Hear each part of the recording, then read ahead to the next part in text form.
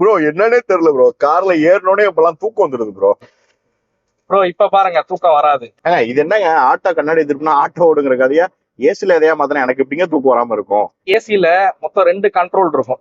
ஒன்னு பாத்தீங்க அப்படின்னா ரீசர்குலேஷன் மோடு, இன்னொன்னு வந்து அந்த ஃப்ரெஷ் ஏர் இன்டேக் பண்றதுக்கு ஒரு ஸ்விட்ச் வந்து கொடுத்துருப்பாங்க. யூஸ்வலா நம்ம இந்த ரீசர்குலேஷன் மோட்ல தான் ஏசியை வந்து வச்சிருப்போம். அது என்ன பண்ணும்னா கேபின்குள்ள இருக்கக்கூடிய காத்தையே வந்து கூலிங் ஆக்கி உள்ள கொடுத்துக்கிட்டே இருக்கும். நம்ம அதையே சுவாசிக்கிறனால இதுல ஆக்சிஜன் லெவல் அப்படிங்கிறது கம்மியாயிடும். அதனாலதான் நம்ம தூக்கம் வரா மாதிரியான உணர்வு எல்லாம் வருது.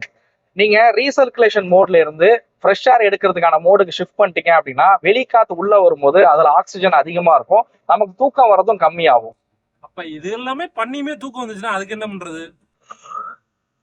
தூக்கம் வரத்துக்கு பல காரணம் இருக்கு சந்தோஷ். அதுல இதுவும் ஒரு காரணம்.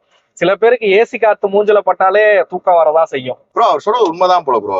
ஏசியை மாத்திரம்னு தூக்கம் கலைஞ்சிருச்சாரு. அப்படியா? அங்க பாருங்க இவ்வளவும் சொல்லிட்டு அவனே தூங்கிட்டு தான் வந்து ப்ரோ